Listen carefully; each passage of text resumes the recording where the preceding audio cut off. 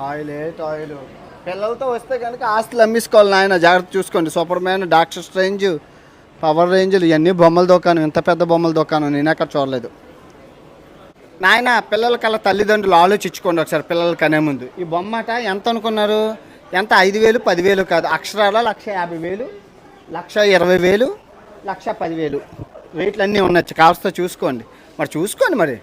1,50,000 బొమ్మ అంటే మనం అంబానీ కొడుకులు కాదు నాయన.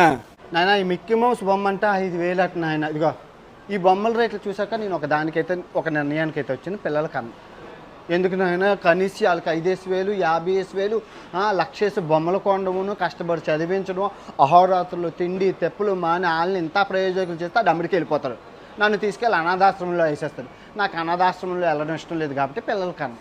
జనాభా అయితే ప్రపంచంలోనే అత్యధిక జనాభా అయింది మన భారతదేశం. ఇప్పుడు నేను విత్తనాలు వేసేసి పిల్లలు